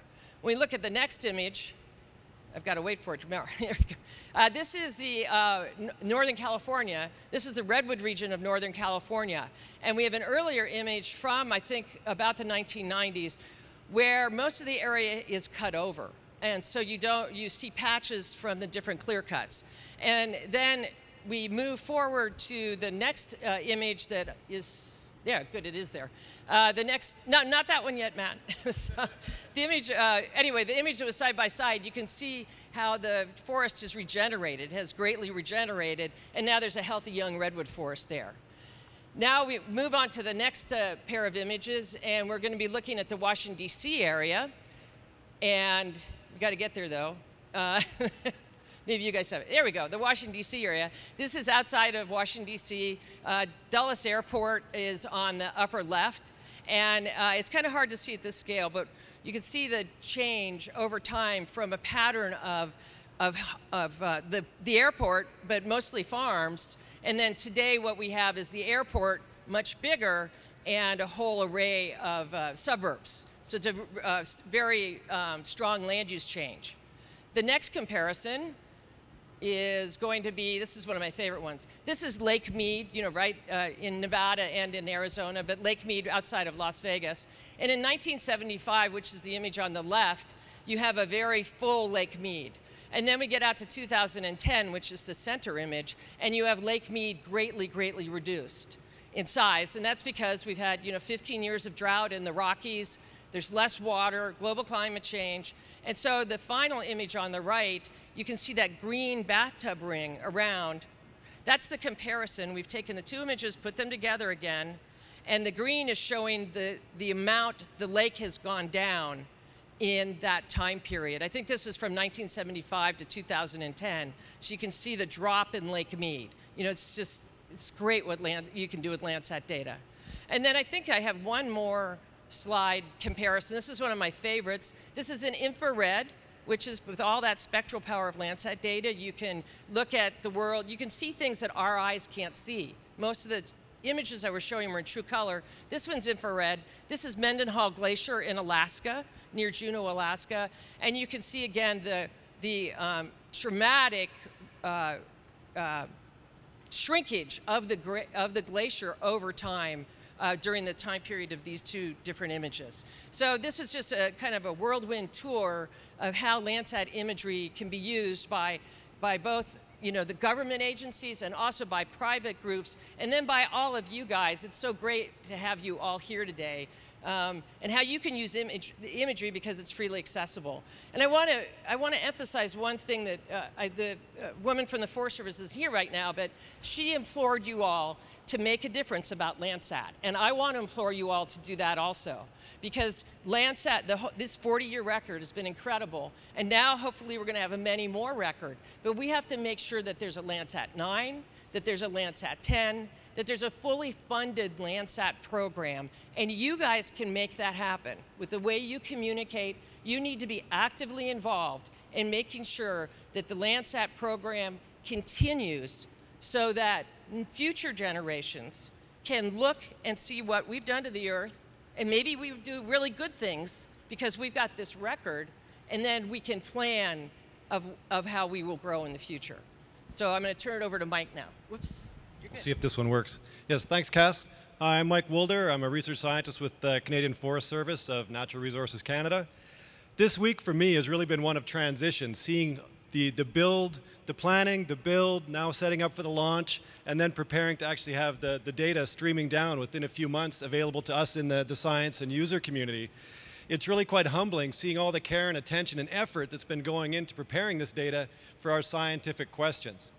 So, with that in mind, in terms of the science, what's been happening since the opening of the archive and the capacity that we have with Landsat is that we're really able now to have question-driven science. We don't have to have it that we're looking at our data and thinking, well, this is all I can really think about because this is what the data will allow for. With Landsat, we don't have to think about that. We can really let our dreams go and think what it is do we want to be able to speak to, what science questions we want to ask, and then we think through that, can Landsat help us with that? And based on having the ability for large area coverage, dense time series, and also the ability to estimate a wide range of attributes, Landsat serves very well for us to answer a wide range of science questions. So that's when people ask me, Mike, why is Landsat your favorite satellite? That's often the short answer that I'll give them. And really what that gets back to is many of you have, there's a lot of diverse backgrounds in the room, so I'll bore the initiated, but I hope to inform the rest of you around. We always talk about spatial resolution, but there's three other more forgotten resolutions. There's spatial, spectral, temporal, and radiometric. And most of those have been maintained to ensure we have continuity between the Landsat satellites. But as was mentioned earlier, improvements are made as well across that suite of resolutions. So spatially, that's maintained through time. Spectrally, so what we can actually detect of what's happening on the ground, what's there, that has been improved upon with LDCM. Temporally, that's been maintained as well, but having the offset with Landsat 7, there'll be an opportunity for an image collect every 7 days, or sorry, every 8 days, for every spot on the globe. And then radiometrically, this is really the forgotten resolution, that would be how much precision do you have in the data you're collecting. So now with LDCM, we're going to have 12-bit data, so we'll be able to have more capacity to differentiate between the things that we're either trying to detect or map. So what that allows us to do, that whole suite of things coming together is an increasingly sophisticated suite of questions we can now answer.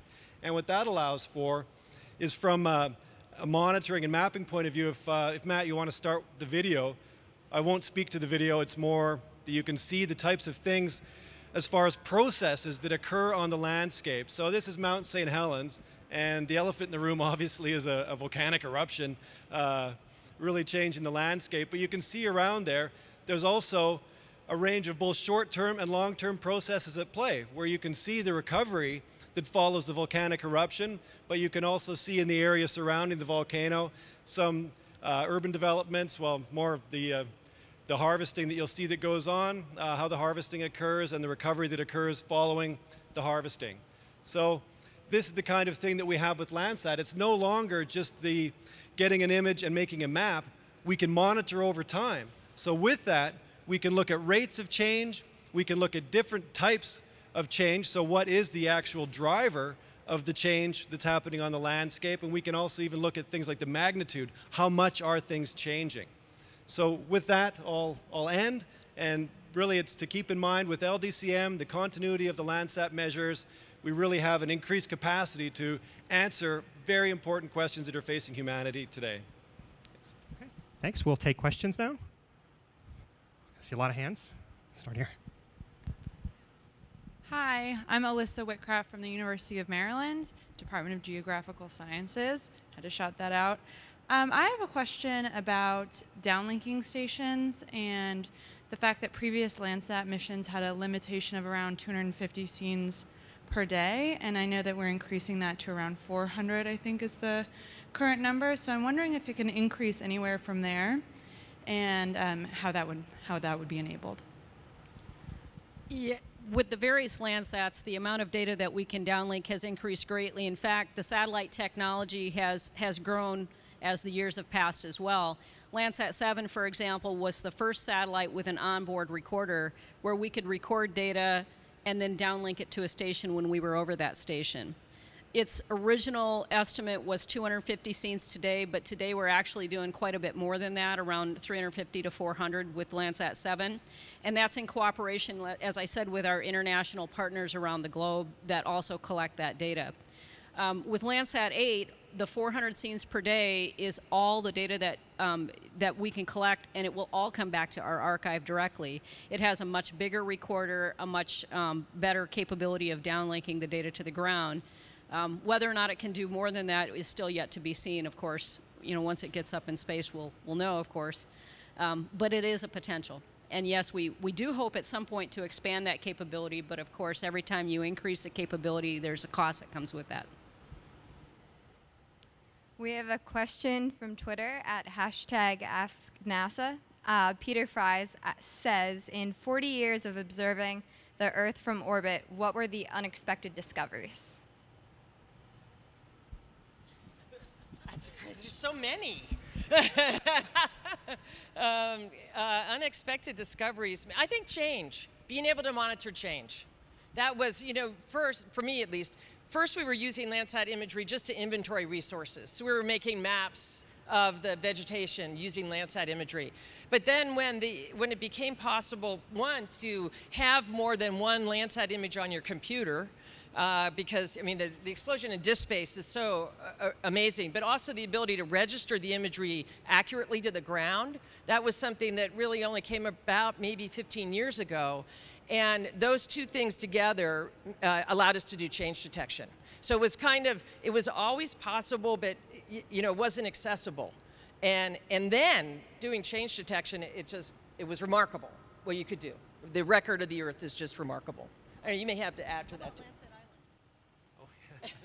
Well, I think in terms of unexpected discoveries, a lot of why we know that Landsat has to be broadening an interest from the scientific community alone. To have that many downloads and that much interest, we know that the user base is getting increasingly broad, and we know through people viewing it through things like Google Earth that there's a vast interest in this kind of data. And I think one of the things that I'm always amazed at when I look at these images is just having the context. Instead of just seeing a small piece of what's happening on the Earth at one time, you can see the context of how that fits in, what's happening around it, and I think that, for me, always leads to unexpected discoveries. Julie Willis, Colorado Springs, Colorado. I'm wondering if you could address the special challenges of maintaining a data archive of this type and size to make sure the data is there for the people who need it when they need it. Sure. Technology's really helped us along the way there as well. When I first started this job back in the 90s, all the data was on tape media in a basement on a shelf. And every time somebody wanted an image, we had to go find the right tape, put it in a computer system, pull it off the tape, process the data, get it to the user on another tape. It took weeks. So today, everything basically still is stored, and we actually use a NARA facility to do a deep archive store of all this data, so that is always stored safely. But at our facility, we have multiple copies of it as well.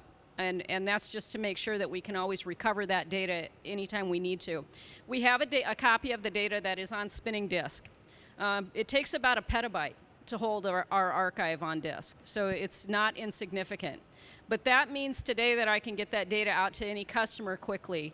In fact, if it's not already processed and spinning and ready to download, if you order data today that's not there, it can be processed typically within 24 to 48 hours and put out on disk for you to download.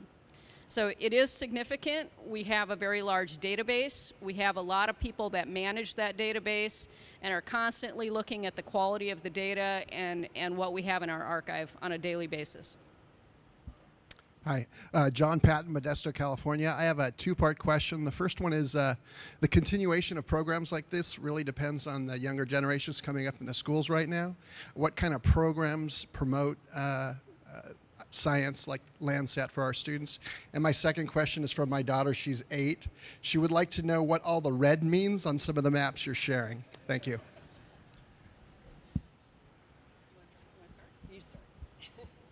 So, you know, I guess there's probably people in the audience that can answer that question a lot better than I can, but between NASA and the USGS, there's a lot of information on our websites that is really directed towards the school systems. We also have some interfaces that really are to help users more easily look at Landsat data. For example, we have one called the Landsat Look interface. If you go out to our website, it's landsat.usgs.gov. And it's just an easier way for schools to visualize that data. Things also like the Google Earth interface make it much easier for users to get at that data. As far as the red, I'll let you guys describe that. Everything looks red, vegetation looks red because it's shown in the infrared. So instead of looking at true color, where blue is blue, green is green, and red is red, the bands are switched so that we put the infrared band, which is not visible to humans, into the red gun of the computer display. And that allows us to visualize infrared. So let you, if you want to, oops, there you go. You want to. No, that's right on. It's really just a matter of we have the choice which color guns we use for which spectral channel. So it's never always the same thing that's coming through as that particular color. But there are some conventions for the band combinations and the color guns that we use. So we try to, well, at least I always like something that's sort of a true color view so that your trees still come out looking kind of greenish, and more recently disturbed areas will be that reddish or pink. And the reason we do that, what's really amazing about Landsat data is we have all these bands. So there's not just 3 or 4 different spectral bands, but there's 7 and now to be 9 different spectral bands. And the reason we do that is that there are differences in land cover on the ground that are expressed in the different spectral bands that humans can't see. So if you look at a plane and you fly over a pine forest versus flying over hardwood forest, it's green. Everything's green. But if you look at that in the infrared, the pine forest is going to be a dark green, and the hardwood forest, a dark red, and the hardwood forest is going to be a bright red. So I can use the different bands of the Landsat imagery to tease out differences in the vegetation that I can't see. And that's the real strength. There are lots of strengths of Landsat, the radiometric, spectral, temporal, the extent. It's a great combination. But those different bands really allow us to see more across the landscape than we can with our own eyes. Hi, Keahu Kahuanui from Los Angeles, California. I have a question about, with the social landscape and the increasing importance of crowdsourcing. In the research that's done, how has the accessibility and dissemination of the information that Landsat provides helped? What has been the most positive impact of crowdsourcing on the research you guys have done? Well, it's not that common, the crowdsourcing, in terms of, I don't really know what all these words mean, frankly. With the increased user base. Okay, well, the increased user base for sure. It all leads to more transparency. So as far as more people, as was mentioned earlier, everyone has access to the same data. So essentially, there's no secrets. If you can collect it any part of the world, across borders, between countries or states. So it's the same information for everyone. So that leads to more transparency. And from a government perspective, what that often helps with is just maintaining social license for how resources are getting utilized over the land base, how restoration occurs, those types of things. And you have much more of a dialogue with the community from that. But in terms of some more true crowdsourcing, a lot of what we need in remote sensing is to have some kind of ground calibration data that allows us to make models or do some things in the computer that allow us to estimate and map things. And those types of programs now are increasingly trying to include some element of public participation to include, say, when a change event occurred, what the land cover at a given location is, and then we can use that in our model development. One of the stories that one of our Russian counterparts told us was about how Landsat had impacted a country like Russia, where all of a sudden this data is freely available to anybody who can download it. And there were groups that were very concerned about that because they were trying to do illegal things like illegal mining or illegal cutting of forests. And they came to this group that we work with and wanted them to not put that data out on their website. And they kept telling them, it doesn't matter if I don't put it on my website, it's freely available now. So the impact that having that data be free to all people has really had that kind of an impact around the world as well. It's used in Brazil to look for illegal deforestation. It's used in many other locations as well for similar things, and anybody can go look at it. And that's really what the biggest impact has probably been. So one of the tenets of democracy is free and open access to information. And that's, I mean, Landsat is one of the most strong examples of the United States launching a system that will help engender democracy worldwide. We have time for just one more question over here. My name is John Crisano. I'm from Troy, Michigan, and we're talking about all this data that we have, probably petabytes or whatever, but is there any other information that you all would find useful that we don't have now, or maybe we could get in a few years based on the technology that would be useful in terms of, learning more about the Earth we live on? Well, part of the key with the Landsat program is that we do maintain this continuity, so you don't want to be throwing anything crazy into the mix. You want to maintain what we have, make some improvements, but ensure that we have the integrity of the archive. In terms of other satellites or sensors, there's always, another thing that we might want to have. The first thing that springs to my mind, and I don't have a huge checkbook to go about making this happen, but say spaceborne laser, discrete time of flight laser from space. What we get from Landsat is usually a two-dimensional view, and we do have limitations, usually an asymptotic relationship once we get into things that are expressed vertically. And space-based LiDAR would really help us with that. So if somebody does have one of those huge cardboard checks, I'll help you out. I totally agree with Mike. I mean, that would be a real addition, because then we would be able to do heights. So that would be a real addition. But I've got to tell you, I'm a really happy girl with Landsat. I was happy when it cost me $4,500 a scene. So I'm ecstatic now. It's a beautifully designed system. And it just allows us to keep an incredible Earth record. If you look at, there have been several studies that have been done on the value of Landsat. What is the value? And most of those studies all come in at about $1 billion a year, plus or minus $1 billion a year. So this is a great asset that we have that pays for itself every year, continues to pay for itself, and we're all pretty happy with it. Christy, Cass, Mike, thank you for joining us.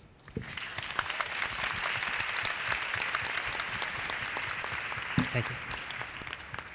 Before I introduce our last presenter, why don't we roll the Yellowstone video? In these images, the vegetation, the healthy vegetation, is dark green. That's the sort of the sign of tall, healthy forest. And what you can see right after the fire is the very obvious fire scar. It's the dark reddish brown color. And then as you chart through time, what you're going to see is the recovery on the old fire scar as first grasses and then shrubs and then finally some saplings and short trees come up.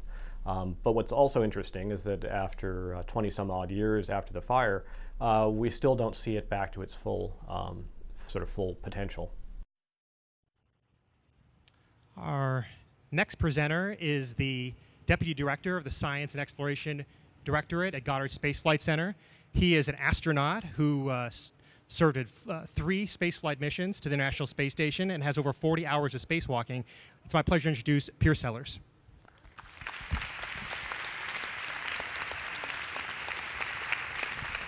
Oh, good morning, everybody. It's great to be here. I think there's only one thing that's slightly more exciting than launching a satellite, and that's becoming a satellite yourself. That's good.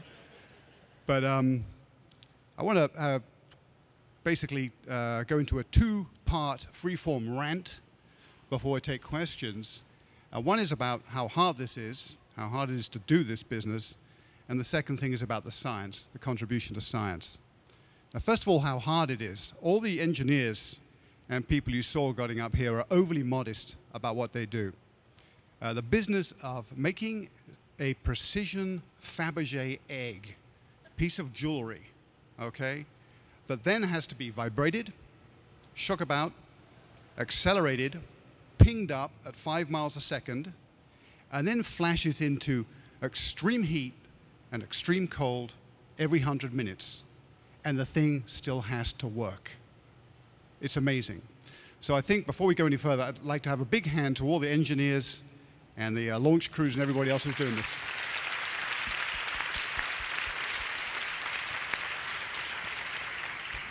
Now, the second thing is about the contribution to science of what we're doing here and what's been done in the whole Landsat program. And I can add a little personal context to this. First of all, there's 2 things going on right now in terms of change in the world. There's one, which is the direct change that we little humans do, and there's the rather more serious indirect change due to fossil fuel burning. Now let's talk first of all about the direct change that we as individuals do. When I was born, okay, there are about less than 3 billion people on the planet. And from this, unkind people can look on the graph and figure out how old I am. But 3 billion, okay, when I was born. Now there's 7. Soon there's going to be 10. And they're all busy.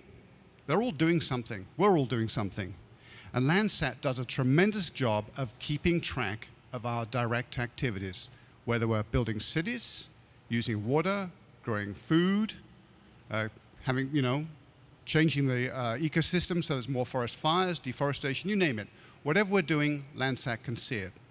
So it's like having our own little time machine to go back over the last 40 years and see what we've been doing over time. Now, the other thing that we're doing is, when I was born, there was 315 parts per million of CO2. I could breathe a little easier. And soon we're going to punch through, the next couple of years, we're going to punch through 400 parts per million. Okay, that's a big increase. And we're going to head up to probably 600. So there's climate change to worry about too. And that has impacts and visible effects on the environment. Landsat is one of the most important science instruments we have to help us differentiate between these direct effects of all our busyness and the indirect effects of climate change. It's an absolutely key asset. And I think someone's got a nice little video of all our satellites flying around. Oh, well. Oh, there it is. That's great. Okay, this is our constellation, the NASA Starfleet, of all the Earth-observing satellites. And you can see all the polar orbiters, I think, there you go, all flying around in formation. The Landsat's one of those. They're all doing different things, different aspects of climate change. But if I had to pick one, my favorite, for differentiating what's going on the land surface between these fast changes, direct people-induced changes, and climate change, Landsat would be it. So end of rant, ready for questions. Okay, we'll take questions now. By the way, don't make it too difficult. I'm now a bureaucrat, so you know, you missed your shot with the scientists when they were here. Okay. Okay. Who? Pierce, no one wants to ask you a question? Oh, we have a question over here from I think they're exhausted. Yeah, that's the number one question we get on NASA social media, which is, how do I get a job at NASA? How do I get a job at NASA? Exactly. It's on the US government website. Go in there and just don't give up. I'm not kidding. Don't give up. The website is designed, I think, to exhaust you. But if you hang in there, you'll end up with a job. Yeah, I did. Hi, I'm Lori Peltz-Lewis. I'm from Sacramento area with the Forest Service. What are you doing to help support educational outreach, programs like STEM and things like that that are currently ongoing? What are you involved in there, and how do you outreach to all your other colleagues in the educational environment? Well, I think, and someone might be able to correct me on this, Laura might be able to correct me, I think 1% of every mission costs, the science part of every mission costs, goes for education, public outreach. So we do a lot of stuff in trying to get across the, to the broad educational base, what it all means and why it's important. And then, individual scientists and engineers spend a lot of time going out there and spreading the word. So that's the kind of guerrilla movement of science. People go out there and give talks. We have a question from Twitter from Tracy. The question is, how can Landsat help us tackle climate change? Question was, how can Landsat help us tackle climate change? Well, like I was saying earlier, it's a key component for figuring out the mechanisms of actually what's going on. You saw a picture there of a lake shrinking. Okay, that was Lake Mead. Well, the main reason why that lake is shrinking is because of the big city that's growing right next to it, Las Vegas, using the water supply. So you need to be able to make those kinds of deductions and scientific inferences. Is it climate change that changed the level of the lake? No, in this case it wasn't. It was direct human exploitation. So I think in terms of teasing apart these direct effects and indirect effects, it's really, really important. Hi, I have 3 questions regarding you being an astronaut. You do not have to be smart to be an astronaut. Okay. I'm living proof. Yeah, I'm interested in your experiences as being an astronaut, and I have 3 questions. 1, did you experience any muscle atrophy being up in the International Space Station with the lack of gravity? And also, what was the most annoying and most awesome thing about living in zero gravity? Okay, the muscle atrophy, I think, floating in space, your muscles don't get much of a workout, but I think they get more of a workout than I do at my desk. So, atrophy is worse since I got my current job. The most awesome thing about being in space, particularly for this audience here, is the view. When you're in space, out spacewalking, you can see 1,200 miles in each direction. And that's a view that's unimaginable, really, until you actually see it. You can see 1,200 miles. And so you can see hurricanes, from here to that gentleman in the middle of the room. That would be a hurricane between, on the carpet between me and yourself. See the whole thing with your naked eye. It's remarkable and beautiful. Hi, I'm Arturo from Los Angeles. And with all the fund cuts that are occurring in space exploration, we're hearing from Landsat, we definitely need to reach out to our congressmen and congresswomen to make sure we get funding. From your perspective on bureaucracy, what should be the priority for all our funding? Okay, that's a really good question. Actually, Earth science in the current budget sort of recent history has done quite well in that it has been flat. And in Washington now we say flat is the new up, We're doing better than everybody else just because we're level. The biggest, to my mind, one of the greatest priorities for all these missions out there is continuity with the really important climate observations that we've stacked up over the last 30, 40 years. This is a national treasure. These data and other data like them, they're absolutely a national treasure because we can see changes over 3 or 4 decades. That's what you need to put together a climate record. So I would say first thing is continuity of the record. Hi, my name is Oscar Salguero from Florida. Sometimes when I have some time to spare, I play with Arduino microcontrollers and to create UAVs. And the Arduino community is now creating Pico satellites with the Arduino microcontrollers. And since the cost of the payload is really, really high, it wouldn't make more sense for future Landsat missions to launch a swarm of Pico satellites that will weigh less and take more pictures that can be put together later? Thank you. Well, we're always trying to do things, cheaper, but as well as we're doing now. And, this actually is the next life-size satellite. No, it's not.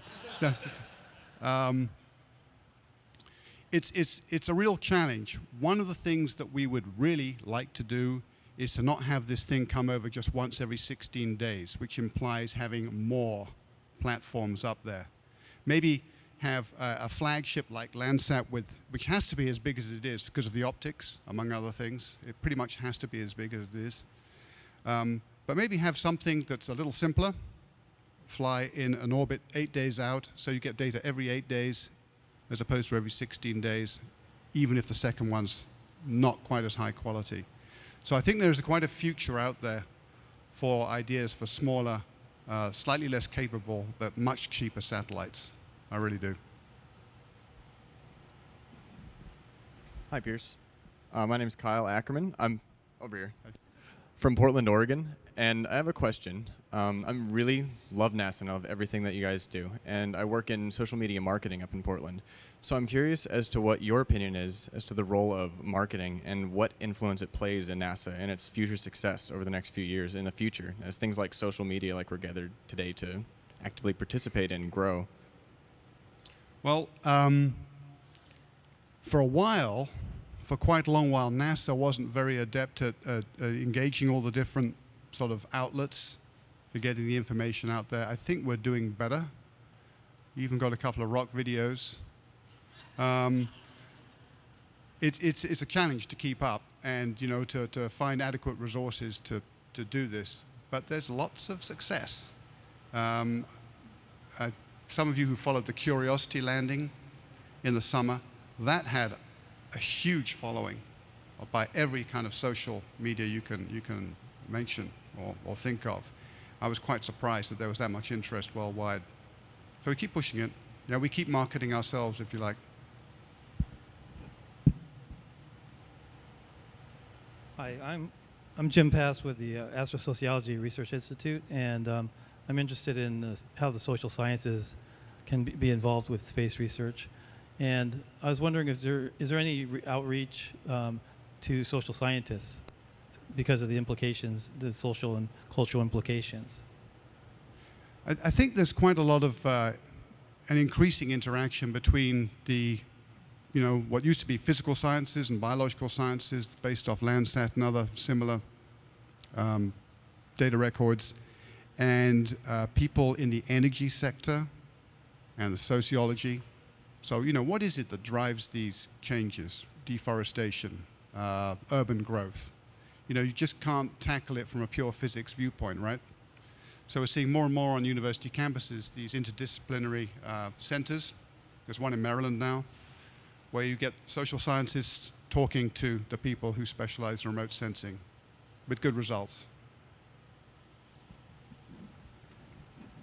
John Crescent from Troy, Michigan, and I just had a question. I know, I think it was a couple weeks ago, Neil deGrasse Tyson went before Congress, and he basically talked about the commercial benefits of manned space flight and just moving the space program forward. I'm just curious, obviously we have all this data about the Earth and the changes over time. Would you say there's any commercial commercial benefits to having Landsat up there, technological or otherwise? Well, we were talking about, the commercial sort of spin-off or downstream benefits from Landsat. We're all taxpayers here. Landsat costs about $1 billion, something like that. Where did the money go? Does any of it come back? And there's lots of people who argue that the value to the US economy alone is well above $1 billion a year to having the Landsat program, just in terms of things like water resources, land management, and stuff like that. But I'm not the person to make the case. I'm just told there is a strong case out there that the economic spin-off benefit back to the United States is much more than your taxpayer cost. Hi, my name is Sam. I'm from Santa Barbara, California. And I was wondering, as a man who spent like over a month in space, how important is it to you that NASA returns to having manned spaceflight missions? Well, the whole business of manned space exploration is really exciting. I hope through a combination of clean living and that's me, and good funding, that we'll see people on Mars sometime in the 2030s. I'd like to see that, and I think it's probably doable. Let's see if it happens. Okay, we have time for one more question here in the back. Hi, I'm Kira McCoying from the U.S. Department of State's Bureau of Oceans, Environment, and Science. I think we met earlier today. And I was just wondering if you could talk a little bit about international cooperation at the space station and just your experiences with the other astronauts. Well, in international cooperation on the unmanned side, it's been going strong, actually, since the dawn of the meteorological satellite age. Everybody helps everybody else out. All the meteorological satellites run by European Space Agency, ourselves, and some other partners, we all pool our data so that the weather forecasts are that much better globally. So we've been doing that for a long time. All our Earth observing system data is also available to all our partners, Europeans, the Japanese, Canadians, and even the Russians now. So that's going well. On the manned side, the space station's got 16 countries involved. So from the get-go, that's been an international venture. So it's interesting to see how the whole business of space exploration and exploitation has been one of the few international government-to-government success stories over a 30-year period, in parallel with the competition. So it's pretty good record. Okay, thank you, Pierce. We really appreciate you joining us. For those at home and here in the room, I hope you noticed that there was a lot of love on this stage today. People who love their jobs, love this satellite, and love its capabilities. If you want to learn more about it, please visit us on the web at www.nasa.gov/Landsat. If you want to be part of a future NASA Social or want to learn about NASA Social, visit us on the web at www.nasa.gov/NASA/social. Let me do the start over again. www.nasa.gov/social. Thank you for joining us.